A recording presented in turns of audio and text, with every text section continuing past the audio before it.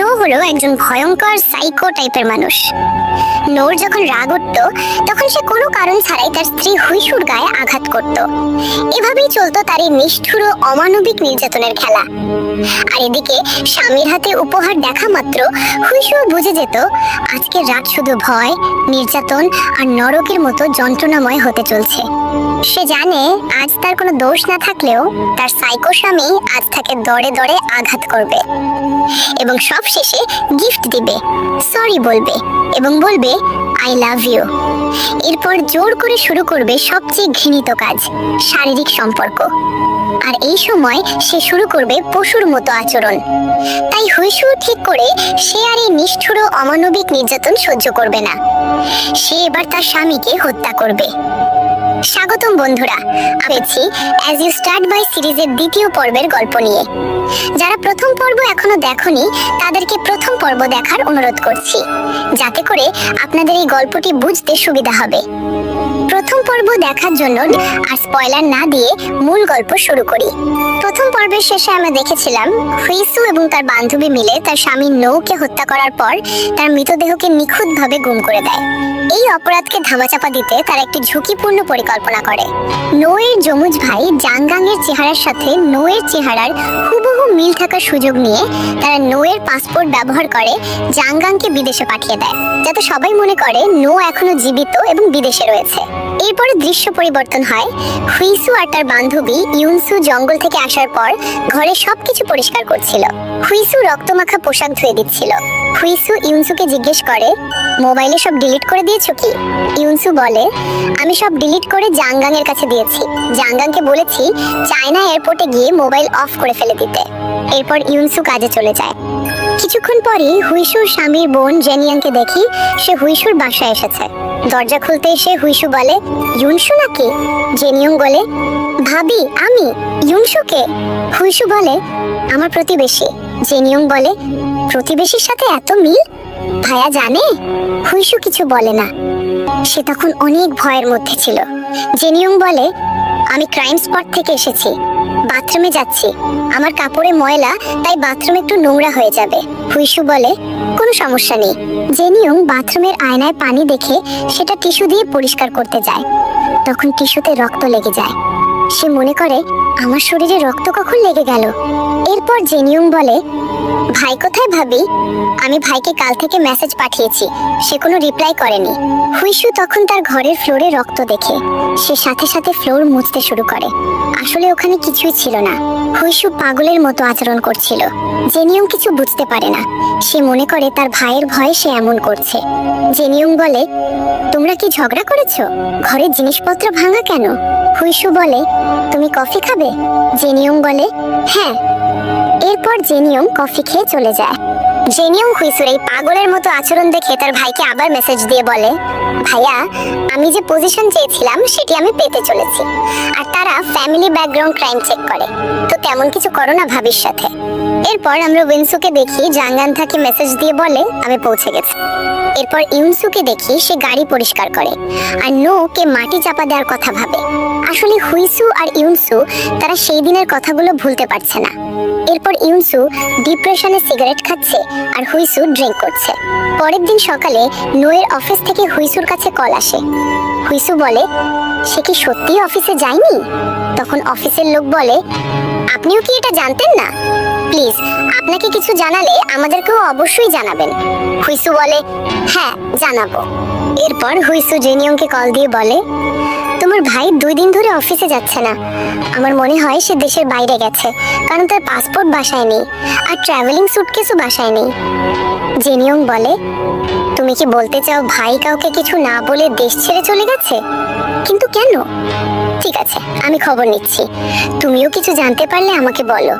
হুইসু বলে, ঠিক আছে। এরপর হুইসু আর ইউনসু কথা বলে। ইমসু বলে, তুই চিন্তা করিস না, যখনই ওরা এয়ারপোর্টের খবর নেবে তখনই নোয়ের বোন আর অফিসের সবার বিশ্বাস হয়ে যাবে যে নো দেশের বাইরে গিয়েছে কাউকে কিছু না বলে। শুধু একটু অপেক্ষা কর। হুইসু বলে, ঠিক আছে। এরপর অফিসের লোক কথা বলছিল যে নোয়ের কাছে তাদের ক্লায়েন্টের একটি বড় অঙ্কের টাকা ছিল, যেটা নো অফিসে জমা না দিয়ে চলে গেছে। এখনকার পরিস্থিতি দেখে অফিসের সবাই মনে করছে যে নো টাকা নিয়ে পালিয়ে গিয়েছে। এরপর আমরা দেখি নোয়ের মা হুইসুকে বলছেন, সে যখন যাচ্ছিল তুমি তাকে বাধা দিলে না কেন? হুইসু বলে, আমি অসুস্থ ছিলাম, তাই ওষুধ খেয়ে ঘুমিয়ে পড়েছিলাম। নোয়ের মামা বলেন, অসুস্থ ছিলে, মরে তো আর যাওনি। ঠিক আছে, তুমি জানতে না সে চলে গেছে, তাহলে যখন জানতে পারলে কেন কাউকে বলনি? হুইসু বলে, প্রায় সে এভাবে কাউকে না বলে দেশের বাইরে যায়, তাই আমিও এবারও ভেবেছি সে কোনো কাজে গিয়েছে। নোয়ের মা বলেন, খাবার খেয়ে ফেলেছো তুমি, আর আমি যার গলা দিয়ে পানিও নামছে না, তোমার কি তার জন্য কোনো কষ্ট হচ্ছে না? হুইসু কিছু বলে না, চুপ করে থাকে। এরপর আমরা দেখি জেনিয়ং এয়ারপোর্টের সিসিটিভির ফুটেজ দেখছিল। জেনিয়ং দেখে তার ভাই একটি বাচ্চা এবং মেয়ের সাথে জড়িয়ে ধরে হাক করছে। জেনিয়ং ভাবে, এটা ভাই, কিন্তু ভাইয়ের সাথে এরা কারা? তার মানে কি ভাই ভাবিকে ধোকা দিয়ে এদের জন্য দেশ থেকে পালিয়েছে? সে একা একাই বলে ওঠে, ভাই, আমি তোমার কাছ থেকে এটা আশা করিনি। এরপর নোয়ের মা জেনিয়ংকে বলেন, হুইসু কেমন বদলে গেছে। তোর বিশ্বাস হবে না, আমি হুইসুর সামনে কাঁদছিলাম আর হুইসুর কোনো রিয়াকশনই ছিল না। জেনিয়ং বলে, তুমি তার পিছনে পড়ো না তো মা, তাকে একলা থাকতে দাও। সে রেগে বলে, ভাই তার ইচ্ছা মতো ঘর ছেড়ে চলে গেছে, তার যখন মন চাইবে তখন আবার চলে আসবে। এরপর হুইসু আর জেনিয়াংকে নোয়ের অফিসে দেখি। অফিসের লোক বলে, দেখুন, আমাদের কোম্পানির পজিশন খারাপ হবে বলে আমরা ধোঁকাধারীর মামলা করছি না আপনার ভাইয়ের বিরুদ্ধে, শুধু তাকে চাকরি থেকে বের করে দিলাম। জেনিয়াং বলে, কোম্পানি কবে থেকে এত তাড়াতাড়ি ডিসিশন নিতে লাগলো? অফিসের লোক বলে, দেখুন, আমাদের একটি টিম আছে যারা ফ্রড কেস হ্যান্ডেল করে, এই ফাইলের মধ্যে আপনি সব ডিটেলস পেয়ে যাবেন। জেনিয়ং এর কিছু বলার থাকে না। সে চিন্তা করে দেখে, সত্যি যদি কোম্পানির লোক তার ভাইয়ের নামে কেস করে দেয় তাহলে তার প্রমোশন আটকে যাবে, তাই সে আর কথা বাড়ায় না। এরপর আমরা দেখি হুইসুকে তার পছন্দের জামা কিনতে।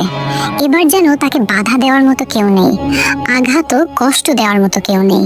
হুইসুকে দেখতে অনেক সুন্দর লাগছে। হুইসু আর উইনসুকে দেখি একসাথে ঘোরাঘুরি করতে, খাওয়া দাওয়া করতে। ওরা অনেক ভালো একটি সময় কাটাচ্ছিল। উইনসু হুইসুর একাকিত্ব দূর করার জন্য তাকে একটি ভালো চাকরির ব্যবস্থা করে দেয়। ঘড়ির কাস্টমারের দোকানে তার ব্যবসার সব হিসাব এখন হুইসু রাখে, তাই ঘড়ির কাস্টমারের সাথে হুইসুরও ভালো একটি সম্পর্ক হয়ে যায়। কিন্তু সে আর বেশি দিন ভালো থাকতে পারে না। তার জীবনে আবার নো ফিরে আসে, মানে জাঙ্গাং ফিরে আসে। একদিন বৃষ্টির রাতে হুইসু কাজ থেকে বাসায় ফিরে বাইরে থেকে কিছু খাবার নিয়ে আসে। হুইসু রাতের খাবার শুরু করবে, ঠিক তখনই দেখে দরজার পাসওয়ার্ড দিয়ে কেউ ভেতরে আসছে। হুইসু ভয়ে একদম নিস্তব্ধ হয়ে যায়। সে দেখে জাঙ্গাং বিকট হাসি দিচ্ছে, তার দিকে তাকিয়ে আছে। হুইসু তাড়াতাড়ি পুলিশকে কল দিতে যায় আর বলে, যাও, নয়তো পুলিশকে কল দেব। জাঙ্গাং হাসতে হাসতে বলে, পুলিশকে কি বলবে? আমার মৃত স্বামী ফিরে এসেছে। হুইসু আর কল দিতে পারে, কি বলবে বুঝতে পারছিল না, নিস্তব্ধ হয়ে যায়। হুইসুর এই অবস্থা দেখে জাঙ্গাং হাসতে থাকে। জাঙ্গাং হুইসুকে বিরক্ত করছিল। সে নোয়ের ফোনটা ফেলে দেয়নি। ওই ফোনটা দিয়ে হুইসুকে তার আগের দিনের কিছু সিসি ক্যামেরার ভিডিও দেখাচ্ছিল, যেখানে নো তাকে আঘাত করছিল ও জোরপূর্বক শারীরিক সম্পর্ক করছিল। জাঙ্গাং বলছিল অনেক কষ্ট লেগেছে, তাই না? হুইসু মোবাইল নেওয়ার জন্য অনেক জোরাজুরি করে আর বলে, কেন এসেছো তুমি? সে বলে তার 300 কোটি ওম চাই, আর না হয় তাকে চাই। সে হুইসুকে ভোগ করতে চায়। জাঙ্গাং বলে, তোর ভিডিও দেখতে দেখতে এখন আমার রাতে ঘুম আসে না, স্বপ্নের মধ্যে শুধু তোকে দেখি। এখন বলো তুই কি দিবি? জাঙ্গাং বলে, কল দিয়ে বলিস তোর ওই বান্ধবীকে, তাকে অনেক কল দিয়েছি, ধরে না। আর তখনই হুইসুর ফোনে নোয়ের মায়ের কল আসে। হুইসু বলে, তোমার এখনই যাওয়া উচিত, কারণ আজকে রাতে আমার নোয়ের মায়ের এখানে এসে থাকার কথা। কিন্তু জাঙ্গাং যেতে চায় না। সে বলে, কিছু বলে আসতে মানা করো। হুইসু বলে, না, এটা হবে না, তোমাকে যেতেই হবে। আসলে এসব কিছুই না, হুইসু জাংগাংকে বাসা থেকে বের করার জন্য এটা বলেছিল। এরপর আমরা দেখি জাংগাং নোয়ের জামা পরে চলে যায়। যাওয়ার সময় দারোয়ান জাংগাংকে দেখে নেয়, তাই জাংগাং দারোয়ানকে মেরে ফেলে। আর হুইসু তখন নিচে নামে জাংগাং যেতে পারলো কিনা দেখার জন্য। হুইসু দারোয়ানকে মারা দেখে ভয়ে নিস্তব্ধ হয়ে যায়। তারপরও হুইসু বলে দেয় কোন দিক দিয়ে সিসি ক্যামেরা নেই সেদিক দিয়ে যেতে। এরপর দেখি হুইসু তার সব গহনা বের করছে। আর জাংগাং মিনসুকে কল দিয়ে বলে আমি চলে এসেছি। মিনসু বলে তুমি ওয়াদা করেছো যে আর ফিরে আসবে না। জাংগাং বলে সে হুইসুয়ের সাথে দেখা করে এসেছে। মিনসু বলে কেন তুমি ওখানে গেছো? সে বলে 300 কোটি ওনের সময় 5 দিন, কথা বুঝেছো? এরপর উইনসু তাড়াতাড়ি হুইসুয়ের বাসায় যায়। গিয়ে দেখে মানুষ আর পুলিশের ভিড় জমে আছে। পরে সে জানতে পারে দারোয়ানকে কে হত্যা করেছে। বাসায় গিয়ে দেখে হুইসু বাসায় নেই। ফোনও বন্ধ থাকায় সে চিন্তায় পড়ে যায়। হুইসুকে দেখি সে তার জুয়েলারি সব বিক্রি করে দিয়েছে। হুইসু বাসায় এসে দেখে উইনসু তার জন্য অপেক্ষা করছে। উইনসু বলে জাংগাং এর কথা আমাকে বলনি কেন? সব ছেড়ে চলে আসতাম আমি। হুইসু বলে এর জন্যই বলিনি। উইনসু বলে বাকি টাকা কি করে দেব? হুইসু বলে আমি এই ফ্ল্যাট বিক্রি করে দেব। এরপর আমরা দেখি নোয়ের মা জেনিয়ংকে বলছেন আমার হুইসুয়ের উপর সন্দেহ হচ্ছিল, তাই আমি সিকিউরিটিকে তার উপর নজর রাখতে বলেছি। তুই একটু দেখ কেন দারোয়ানকে মারা হলো।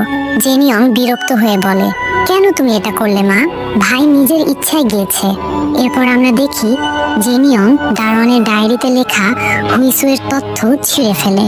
সিসিটিভিতে সে তার ভাই আর দারোয়ানের একটি ফুটেজ দেখে সেটা ডিলিট করে দেয়। পাশের অফিসার জিজ্ঞেস করে কিছু পেলে? সে বলে না না। জেনিয়ং মনে করে তার ভাই দারোয়ানকে মেরেছে। এরপর জাংগাং উইনসুয়ের শপিং মলে এসে তাকে বিরক্ত করছিল। জাংগাং বলে তুই একটা খুনি। খুনি বলে হাসছিল। এরপর ফোন বের করে হুইসুয়ের ভিডিও দেখিয়ে ব্ল্যাকমেল করে। জাংগাং বলে তুই কি জানিস হুইসুয়ের সাথে কি কি হয়েছে? এই দেখ কিভাবে আঘাত করার পর আঘাতের উপর আদর করত, দেখ। মিনসু বলে ফোনটা দে আমাকে। জাংগাং বলে প্রথমে টাকা, তারপর ফোন। এরপর আমরা দেখি ঘড়ির কাস্টমারের ওই লোকটা তার কিছু কর্মচারীদের নিয়ে জাংগাং এর পার্টিতে এসেছিল, কিন্তু সব শেষে সে জাংগাং টাকা দিচ্ছিল না। তাই ওই বারের মালিক ঘড়ির কাস্টমারকে কল দিয়ে ডেকে আনেন আর তার জাংগাং আর কর্মচারীদের বিরুদ্ধে বিচার দেন। ওইখানে ওই ঘড়ির কাস্টমার জাংগাংকে দেখে অবাক হন আর একটু পরে মোবাইলের ছবি চেক করে সে বুঝতে পারে এটি হুইসু। তাই সে মোবাইলটি হাতে নিয়ে দেখে হুইসুকে আঘাত করার ভিডিও। সে বুঝতে পারে জাংগাং যে হুইসুকে ব্ল্যাকমেল করছে আর এই জন্যই হুইসু কাজে আসছে না। এরপর ঘড়ির কাস্টমারের কর্মচারী বলে সে ভালো কথা বলে বলে আমাকে এখানে এনে মেরেছে। আরো বলেছে 2টি মেয়ে আছে, তাকে তারা 300 কোটি দেবে। কর্মচারী বলে আমার তো মনে হয় সে ওদেরকে ভয় দেখিয়ে টাকা নিচ্ছে। এরপর ঘড়ির কাস্টমার হুইসুকে কল দিয়ে বলে তোমার কোনো সমস্যা থাকলে আমাকে বলতে পারো। হুইসু বলে না, কোনো সমস্যা নেই। এরপর হুইসুকে দেখি নোয়েল লকার খোলার চেষ্টা করছে, কিন্তু সে পারে না। তাই একজন লোক দিয়ে লক খোলায়। আমরা সেখানে অনেক টাকা ও সোনা দেখতে পাই। ঘড়ির কাস্টমারকে দেখি এই বিষয় নিয়ে চিন্তা করছে আর সে সব বুঝতে পারে। সে নিজে থেকে তাদের সাহায্য করবে বলে মনস্থ করে। সে একজনকে জাংগাং এর পিছনে লাগায় তার সব খোঁজ খবর নেওয়ার জন্য। এরপর জাংগাং নোয়ের মোবাইল দেখে বুঝে যায় নোকে কোথায় মাটি চাপা দেওয়া হয়েছে। জাংগাং লোকেশন দেখে সেই জায়গায় যায়। সেখানে গিয়ে ভিডিও করে হুইসু ও উইনসুকে ব্ল্যাকমেল করে। এরপর আমরা দেখি উইনসু অনেক টাকা তুলে জাংগাং এর কাছে যায়। হুইসু আর উইনসুকে জেনিয়াং একসাথে দেখে সন্দেহ করে আর উইনসু এর পিছু নেয়। উইনসু কিছু দূর গিয়ে জাংগাংকে তার গাড়িতে তুলে নেয়। উইনসু বলে সামনে গিয়ে টাকা গুনে তোমাকে দেব, কিন্তু হুইসু এর প্ল্যান ছিল জাংগাংকে মেরে ফেলবে। আর অন্যদিকে জেনিয়াং এর কাছে কল আসে। তার একজন সহকর্মী হেনুয়াং কল দিয়ে বলে, আমি দারোয়ানের মার্ডার কেসের একটি সিসি ক্যামেরা চেক করছিলাম, তো সেখানে তোমার ভাবিকে দেখেছি। জেনিয়ং বলে, আমি এখন গাড়ি চালাচ্ছি বলে রেখে দেয়। এরপর জেনিয়ং এর কাছে আবার কল আসে। তার মা কল দিয়ে বলে, তোমার ভাই এখানেই আছে। নো আমার সাথে দেখা করতে এসেছিল, বলছিল অফিসের লোক তার পিছনে পড়ে আছে, তাই আমার সামনে আসেনি। তাকে যেভাবেই হোক খুঁজে আমার কাছে নিয়ে এসো। 2 দিন ধরে তার মেসেজ পড়ে আমার অনেক কষ্ট হচ্ছে। জেনিয়ং বলে, কি মেসেজ? জেনিয়ং মেসেজ রাইটিং দেখে সন্দেহ করে। এরপর জাংগাং উইনসুকে সন্দেহ করে গাড়ি চালানোতে বাধা দেয়, আর উইনসু গাড়ি অ্যাক্সিডেন্ট করে। দুজনের ধস্তাধস্তির এক পর্যায়ে জাংগাং উইনসুয়ের গলায় আঘাত করে। উইনসু বেহুশ হয়ে পড়ে। জাংগাং পালিয়ে যায় আর জেনিয়ং এর গাড়িতে লিফট নেয়। প্রথমে জাংগাং চিনতে পারে না যে সে একজন পুলিশ এবং নো এর বোন। পরে চিনতে পেরে জাংগাং গাড়ি থেকে নামতে চায়। তখন জেনিয়ং এর সাথে ফাইট হয়, কিন্তু জাংগাং জেনিয়ং এর সাথে পেরে ওঠে না। জেনিয়ং জাংগাং এর হাতে হাত কড়া পরিয়ে দেয়। জেনিয়ং জিজ্ঞেস করে, কে তুই বল। জেনিয়ং তার কাছ থেকে নো এর ফোন নিয়ে নেয়। এরপর হুইসু উইনসুকে কল দিয়ে না পেয়ে সে জাংগাংকে কল দেয়, আর কল জেনিয়ং ধরে। জেনিয়ং সব বুঝতে পারে। এরপর ঘড়ির কাস্টমার হুইসুকে কল করে তার কাছে যেতে বলে, আর বলে উইনসুও আসছে। আর জেনিয়ং সিসি ক্যামেরার কিছু ফুটেজ ভালো করে আবার দেখে, আর বলে যে যে দেশ ছেড়ে গিয়েছে সে আমার ভাই না। জাংগাং এর করা একটি ভিডিও দেখে জেনিয়ং শিওর হয়ে পড়ে তার ভাই বেঁচে নেই। জেনিয়ং হুইসুয়ের ওপর করা অত্যাচারের ভিডিও সে দেখে। সে এটাও বুঝতে পারে কেন তার ভাইকে হুইসু মেরেছে। এরপর দেখি উইনসুয়ের হুঁশ ফিরে আসে। ঘড়ির কাস্টমার বলে, জাংগাং এর কাছ থেকে নোয়ের ফোনে আমি সব দেখেছি। তোমরা দুজন কিছু করবে না, আর যা করার আমি করব। উইনসু বলে, কিন্তু আপনি কেন করবেন? ঘড়ির কাস্টমার বলে, তোমার কি মনে হয় তোমরা দুজন তার সাথে পারবে? তাই আমি তাকে দেখে নিব। ঘড়ির কাস্টমার বলে, আমি আমার একজন লোককে জাংগাং এর পিছু নিতে বলেছিলাম, তখন সে তোমাকে আহত অবস্থায় পায়। তোমাদের পিছু নেওয়ার সময় সে জেনিয়ংকেও তোমাদের পিছনে দেখে। এরপর জাংগাংকে জেনিয়ং এর গাড়ির পিছনে দেখি। জেনিয়ং জাংগাংকে গাড়ির গ্যারেজে রেখে এরপর অন্য গাড়ি নিয়ে ইন্টারভিউ দিতে যায়। তখন তাকে বলা হয়, সব ঠিক আছে, কিন্তু তোমার ফ্যামিলি ব্যাকগ্রাউন্ডে ক্রিমিনাল রেকর্ড থাকলে তোমার প্রমোশন হবে না। তাই জেনিয়ং এই বিষয়টা লুকাবে বলে ঠিক করে। এরপর দেখি সে উইনসুয়ের শপিং মলে যায়। সেখানে একজন সেলসম্যানকে নো এর ছবি দেখিয়ে বলে, তাকে চেনো? সেলসম্যান বলে, হ্যাঁ, সে এখানে সবসময় তার স্ত্রীর জন্য গিফট নিতে আসতো। জেনিয়ন বলে, সময় হলে সাক্ষী দিতে পারবে? তখনই উইনসু চলে আসে। সে বলে, স্ত্রীকে সবসময় গিফট দেওয়ার মানে এটা না যে স্বামী তাকে ভালোবাসে। সে তার ভুল লুকানোর জন্য গিফট দিতে পারে। এরপর হুইসুয়ের বাসায় জেনিয়ং আসে, আর হুইসুকে জিজ্ঞেস করে, আমার ভাই কোথায়? হুইসু বলে, সে তো দেশের বাইরে গিয়েছে। জেনিয়ং বলে, সে তো দেশের বাইরে গিয়েছে, তাহলে বলো সে ফিরে আসবে তো? হুইসু বলে, হ্যাঁ। এরপর জেনিয়ং এর পিছনে ঘড়ির কাস্টমার একজন লোক লাগিয়েছে। সেই লোক খবর দিয়েছে জেনিয়ং একটি অন্য গাড়ি দিয়ে অফিসে এসেছে, আর জাংগাংকে পুলিশের কাছেও দেয়নি।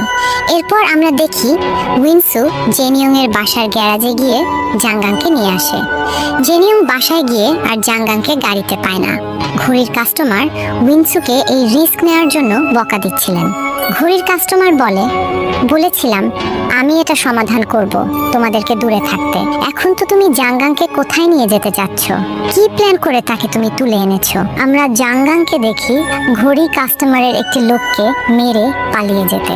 জাংগাং জেনিয়ং এর সাথে দেখা করে বলে, তোমার ভাইকে তারা কোথায় মাটি চাপা দিয়েছে আমি জানি, আমি তোমাকে সেখানে নিয়ে যাব।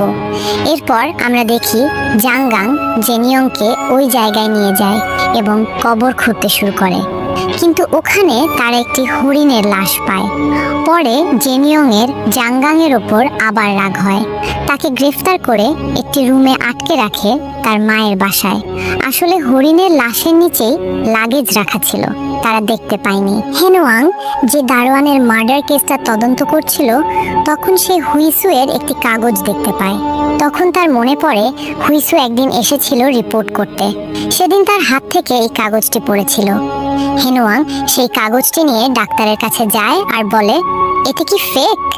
কিন্তু ডাক্তার তাকে বলেন, না, এই রিপোর্ট আমি দিয়েছি, তাকে কেউ আঘাত করত।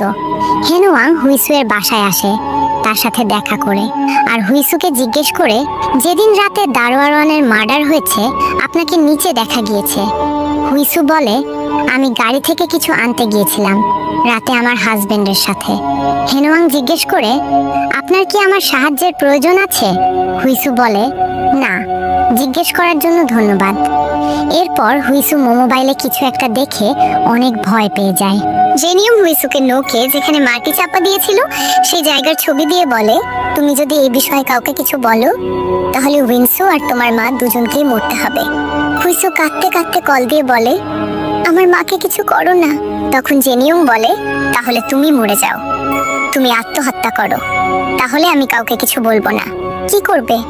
জেনিয়ং বলে, দেখো, উইনসু তোমার সত্যিকারের বন্ধু, সে তোমাকে বাঁচানোর জন্য কত কিছু করেছে বেচারি। তুমি আমার কথা না শুনলে তাহলে আমি উইনসুকে মেরে ফেলবো আর তোমার মাকেও। তোমাকে একটি সুখবর দিই, আমার রাষ্ট্রপতির এখানে চাকরি হয়ে গেছে।